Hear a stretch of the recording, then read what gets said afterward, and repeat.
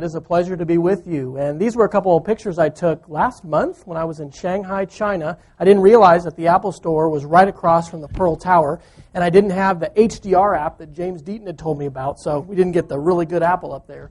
But when we think of China, we might not think of Apple Store, we might think of the Great Wall.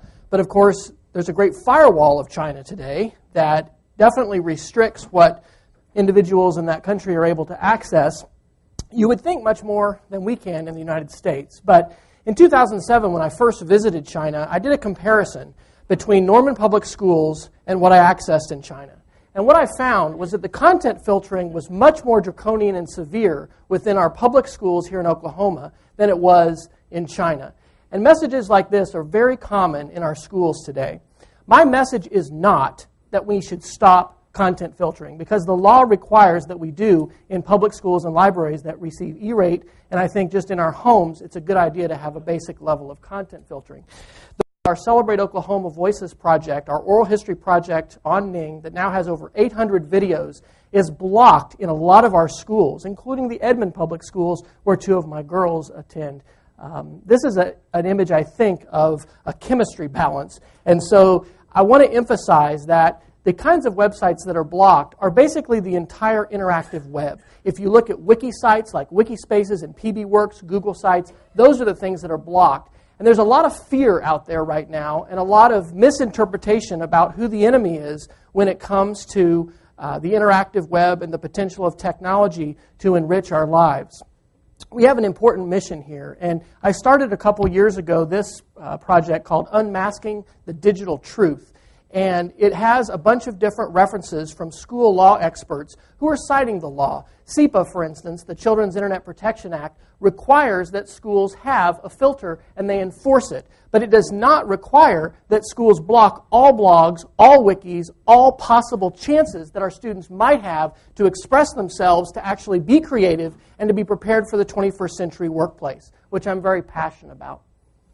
I'd refer you to the work of Dr. Dana Boyd, who recently completed her dissertation at UC Berkeley, studying what teens are doing with social networking to get some good research-based evidence about what the dangers are in the social networking space. Also the work of Nancy Willard, who has cyberbully.org.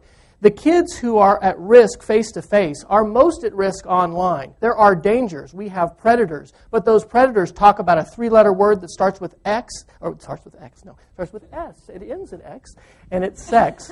And kids that are going to go meet people they haven't, met before in person, that they've met online, that's a danger.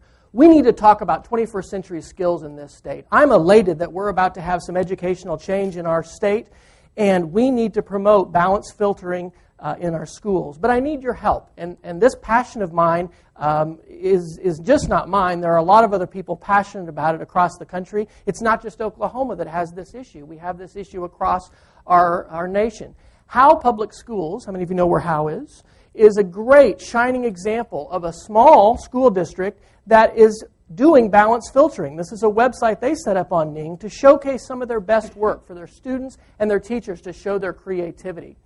This is a cluster map of my blog for the first 25 days of this month showing hits. And our kids need the opportunity to publish and interact with a global audience. The kinds of creativity we've heard about tonight, our students need an opportunity to seize a hold of. And what I need help with is a way to give school districts a grade. And unfortunately, a lot of our schools in Oklahoma would get an F if we graded them on balanced content filtering. I want a little widget we can click on that will run through a whitelist and say, where are we in terms of these sites being accessible within our district?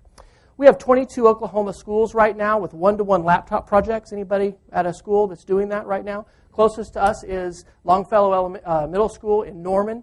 This is a picture I took in Hong Kong last September of students in a one-to-one project. Laptop learning should not just be for the rich, and it should not just be for the elite who can afford it. It should be for everyone. The laptop should be like a pencil in our schools, and we have got to change what's happening in our schools so that the environment is not going to be more hostile than what we see in China. This is Marco Torres, an educator from California, working with his students at a conference in Boston this last year. That kind of collaboration needs to characterize our schools. This is one of the reasons I'm passionate. I've got 3 kids in our public schools. How many of you have got kids in our schools today? We need to change the situation. It's not going to happen from inside. It's going to be parents like you and me who are speaking up and getting organized and taking action. Thank you very much.